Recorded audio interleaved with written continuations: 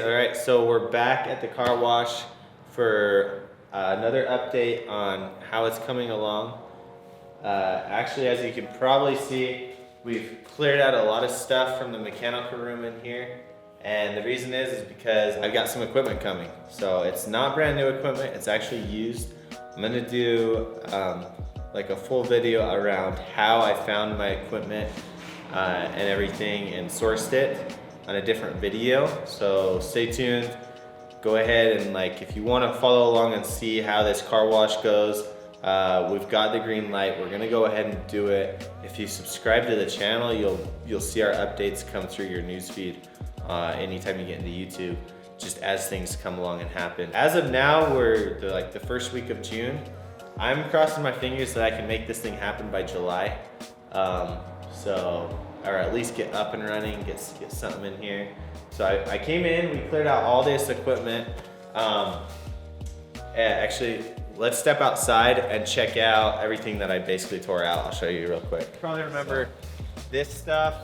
You saw it if you saw the first video of when this place is abandoned, all this is in here. I basically started taking everything out, tracing lines, deciding what we're gonna be able to salvage and whatnot. Basically, nothing salvageable as far as this stuff, and the equipment that we're getting is all gonna come with new. So we got that. I dumped out all the garbage and stuff, so I think we're ready to go.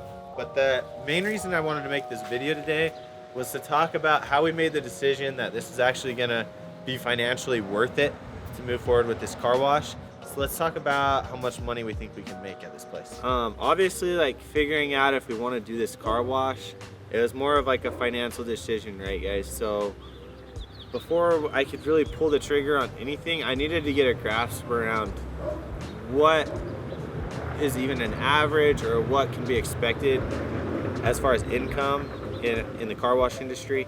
So I talked with a lot of people. I met with a lot of different car wash owners here locally. I jumped into Facebook groups. I talked with distributors for different equipment. They gave me their feedback on the site. They came out and checked it out. And I basically came to a conclusion on what I thought would be achievable.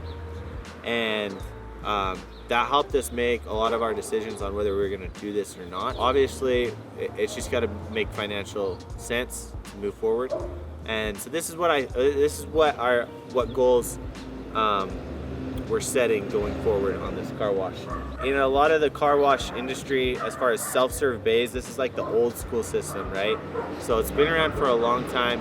And the way a lot of car wash owners will divide up or basically keep track of profit is by per bay. So a lot of people were giving me potential income on per bay, because some of your car washes will be 3 self-serve bays, some of them will be 5, 6, and 7. And so what we have here is a 5-bay car wash, all self-serve.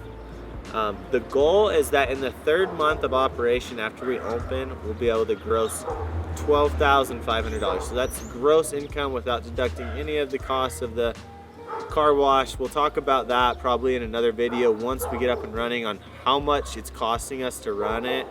And it's gonna be different across the country and everything, but right here on this road we have 11,000 cars per day. That's what the Department of Transportation says, at least on their study. So we want to gross $12,500 at this site. That would be $2,500 per bay, 2,500 times 5. And then if you just break that down and go backwards, you can kind of see if that is a realistic number. So $2,500 in each bay divided by a $6 average wash per customer is 416. That's just for one bay, right? 416 people in 1 month need to wash their car in that bay. So if we take that by 30 days, then that's just shy of 14 washes per day, which is starting to become more realistic, right? In a 12-hour day, that's just a little bit over 1 wash per day. I see a lot of people washing their cars at washes around here at 5 in the morning and at 11 o'clock at night. So if one person comes in every hour into the bay, then we're basically on track to make the income that we want. But then if you, you know, factor in, we might have a little bit of vending that's going to be very marginal. We're probably going to charge for our vacuums and stuff like that. So I really feel like that number is achievable. That's our napkin math. You know, going forward with all of our videos, I want to be super transparent on what the math is, why we're making decisions based upon numbers. And in order to achieve this goal that we have of $12,500 in gross profit in 1 month by that 3rd month, our marketing plan. So I've already contacted a bunch of different people that do different car shows. We're gonna try to do like some show and shine events with people that maybe have nicer cars and just want to like park in our parking lot around here and back in their cars. Maybe as we get started up, I want to get in touch with different food trucks and see if we can figure out a plan for our food trucks to come, if not just at our grand opening, but maybe even on weekends or something like that. See if we can figure out a way to get our car wash in front of people that know people, right? So maybe influencers, just local, hyper-focused local influencers for this area. Get into Facebook groups for like buy-sell groups for this specific area of Salt Lake County. And then just go through all those different, there's a high school just around the corner from here. Get in with their different, you know, extracurricular activity departments that are doing it for sports or for band, or, you know, do fundraisers, anything like that. So those are some of the marketing ideas I've kind of got in mind to get a really quick start for this car wash and hit that goal that we have by the 3rd month. All right, so another one of our goals to basically maximize our income on this site is we definitely got to have, I mean, this is 2021, we've got to have credit card readers. And I actually even want to have Apple Pay, because I use Apple Pay a lot. So we're going to have a contactless card reader on our meter box. The problem we ran into when I had our distributor, who's ultimately going to do our meter boxes out here, is that this is too small to be able to fit basically all the features we want to have in a newer car wash, right? So this old one just had a slot for coins only. You couldn't accept bills. And then the coin box was down here accepting it, and there's a rotary switch on here that has, you know, just about 7 options.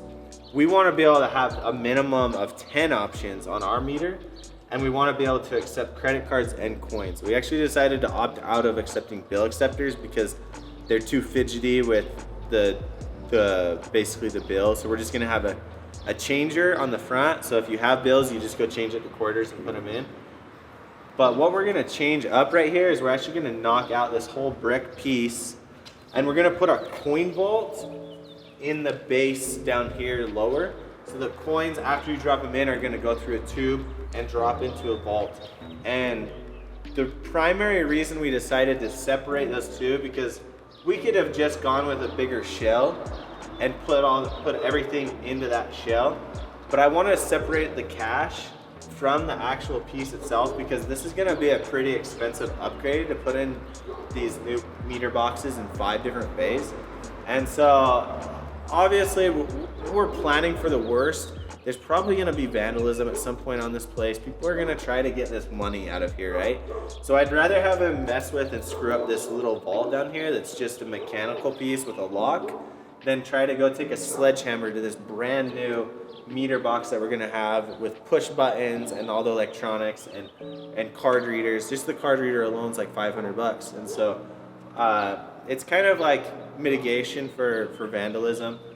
You know, if they do want to hook a chain and rip this out of the wall or whatever, then that's up to them. But that'll be a much less costly repair than having to replace this whole thing right here.